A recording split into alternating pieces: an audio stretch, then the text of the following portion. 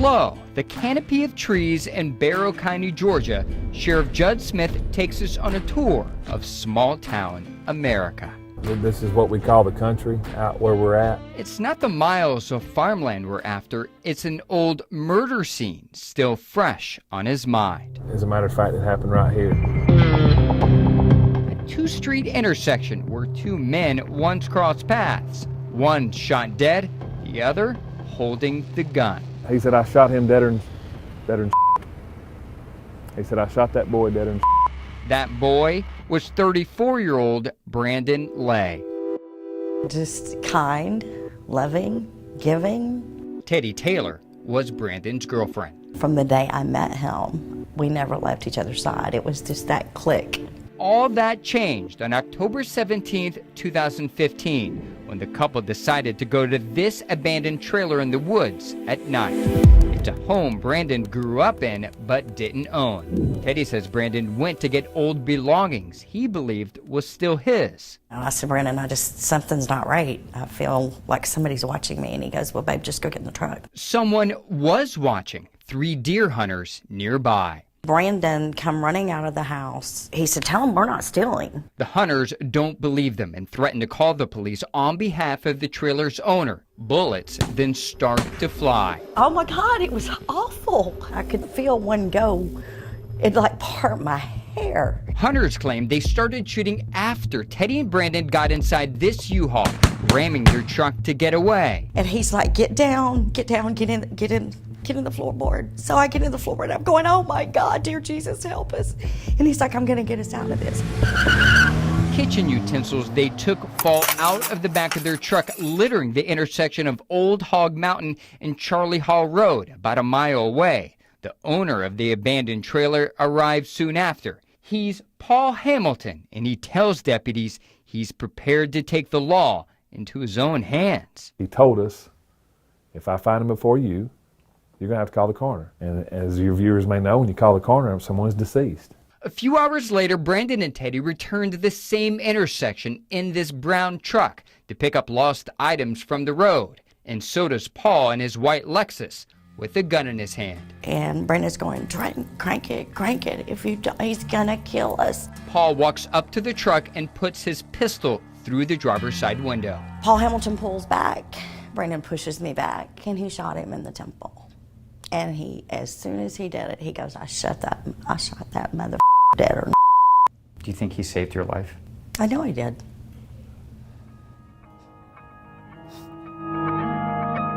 Deputies take Paul into custody and soon discover Brandon wasn't just some unknown alleged home burglar. They know each other well. Paul was Brandon's stepfather, his uncle actually, but he adopted Brandon when he was 6 months old. He knew Brandon. When we were interviewing about this, he says, this is going to delay me going out of town. He had a cruise to go to, so it was one of those things. This is a picture posted by Paul's girlfriend on Facebook 8 days after shooting his adopted son. I mean, obviously... Jeffrey Sliss is his attorney. Yeah, he went on a cruise after the shooting that he'd paid for months and months and months before that. Was he remorseful at all? Do you see how that can look? Of course. Nearly 3 years later, Paul stands trial for Brandon's murder. During the trial, Sliss tells the jury his client went to the intersection to retrieve his belongings and confront the people he was told burglarized his trailer. Why not wait for the police? He was going to wait for the police. He told them to wait for the police. He expected them to come, but these people were going to flee. And he didn't want them to escape. Why walk up to the truck with a gun? Because he's concerned for his physical safety. In my opinion, I don't think Paul Hamilton was in any danger, imminent danger of anything. Paul Hamilton had the gun. Paul Hamilton pulled the trigger. And Brandon Lay died. And that's how the jury saw it. In my mind, that was the deciding thing. Steve Charters was one of those jurors. All he had to do was step away. Why did he keep, fighting with him and stick the gun in the vehicle to begin with? There was no threat. The threat came from him. It took Charters and the rest of the jury just 3 hours to reach a verdict. When you heard guilty, what was your reaction? I was like, oh God, yes. We got it. 20 days later, Paul returned to the courthouse for Chief Superior Court Judge David Moats to hand down Paul's prison sentence. It was over. We were just there, putting the candles on the cake. The party was over, Judge Moats sentences Paul to life behind bars. But then something strange happens. I started to say something to him. I don't remember what I was going to say. Well, yes, sir. We understand that. I don't know what I was going to say. He says, but I'm not done.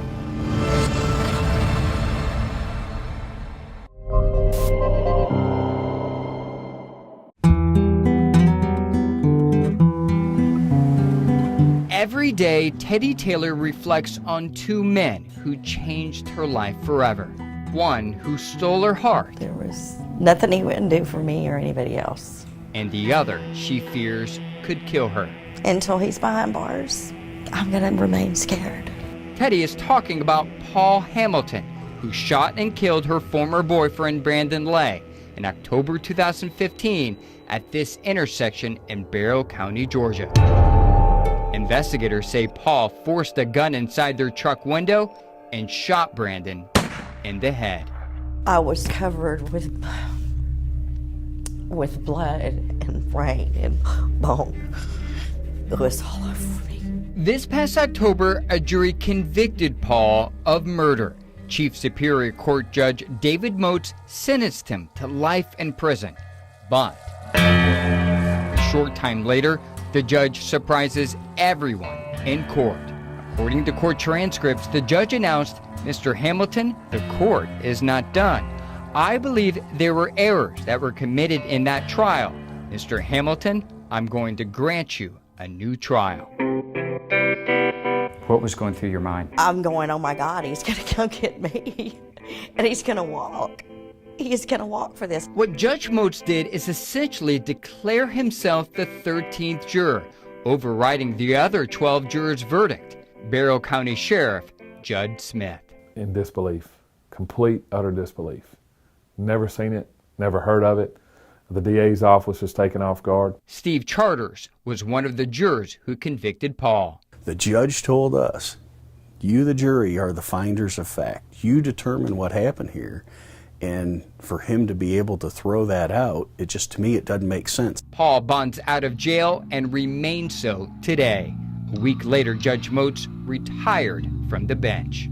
Anybody that could do that after seeing the evidence, God bless their soul.